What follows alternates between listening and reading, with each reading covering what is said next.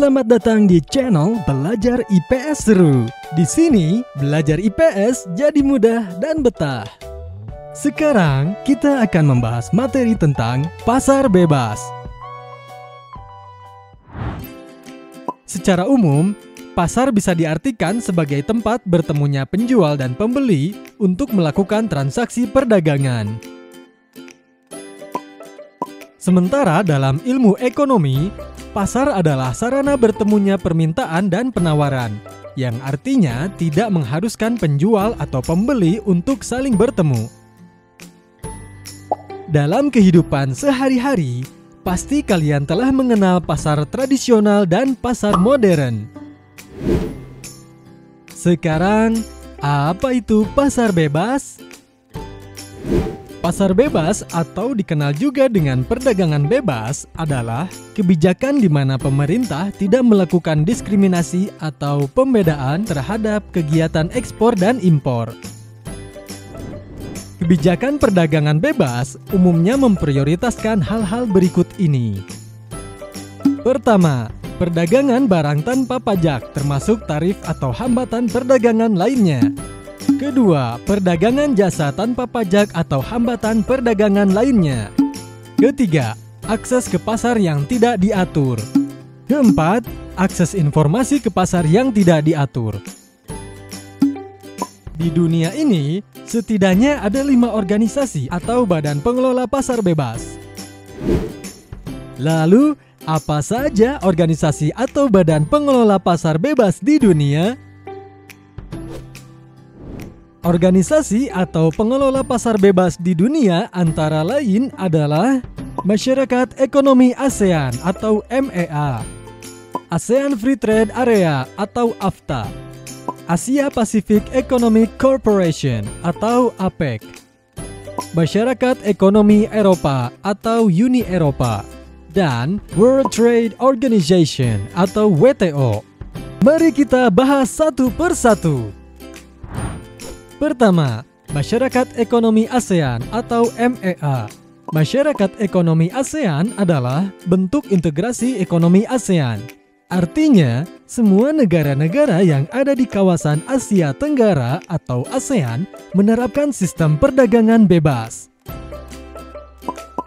Tujuan utama MEA antara lain adalah: pertama, MEA akan dijadikan sebagai kawasan yang memiliki perkembangan ekonomi yang merata dengan memprioritaskan usaha kecil menengah atau UKM.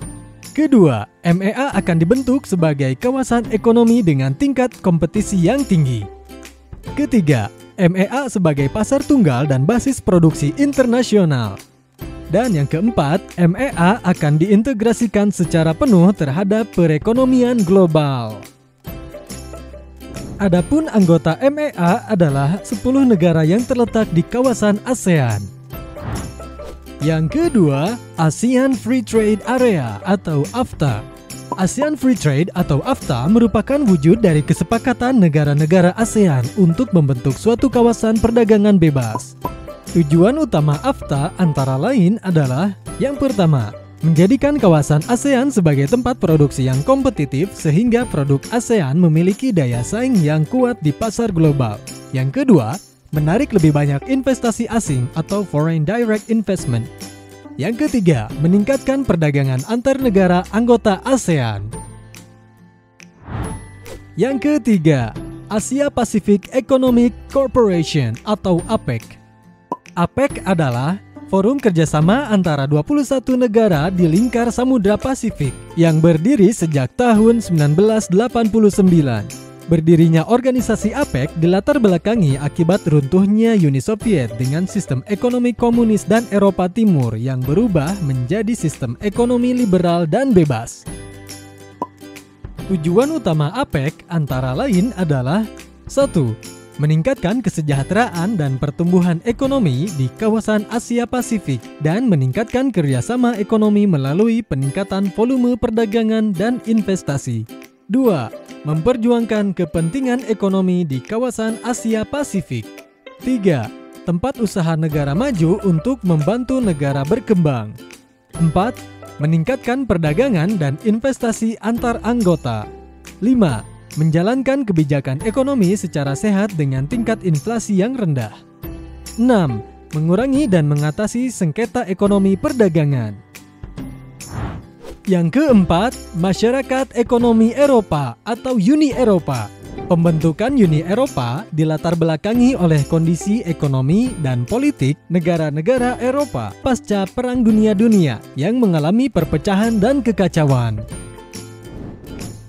Selain itu, beberapa negara Eropa menginginkan kerjasama ekonomi dan politik untuk meningkatkan kesejahteraan dan perdamaian masyarakat Eropa. Gagasan pembentukan Uni Eropa berawal ketika Prancis dan Jerman Barat memiliki keinginan untuk melakukan kerjasama dalam sektor industri baja dan batu bara. Tujuan utama Uni Eropa antara lain adalah 1. Integrasi Eropa dengan cara menjalin kerjasama ekonomi, memperbaiki taraf hidup, dan memperluas lapangan kerja. 2. Memajukan perdagangan dan menjamin adanya persaingan bebas, serta keseimbangan perdagangan antar negara anggota. 3. Menghapuskan semua rintangan yang menghambat lajunya perdagangan internasional. 4.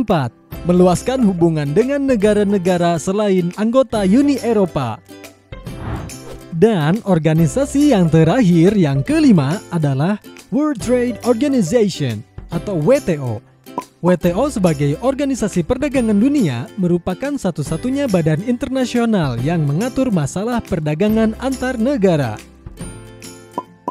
Tujuan utama WTO antara lain adalah: yang pertama, meningkatkan kesejahteraan negara-negara anggota melalui perdagangan bebas. Yang kedua, membantu produsen barang dan jasa serta eksportir dan importir dalam kegiatan perdagangan.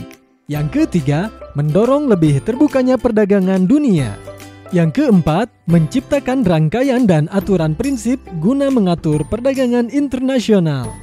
Yang kelima, menyusun kewajiban anggotanya untuk menjamin berjalannya sistem internasional non-diskriminatif. Yang keenam, menyediakan forum untuk membicarakan isu-isu perdagangan internasional. Dan yang ketujuh, menyediakan mekanisme penyelesaian perdagangan internasional.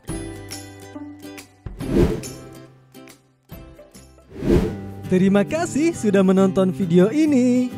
Jika kalian suka dengan videonya, jangan lupa like dan komennya. Dukung channel ini dengan subscribe dan nyalakan lonceng notifikasinya. Bila merasa video ini bermanfaat, bagikan ke teman-teman kalian juga ya. Sampai jumpa di video lainnya.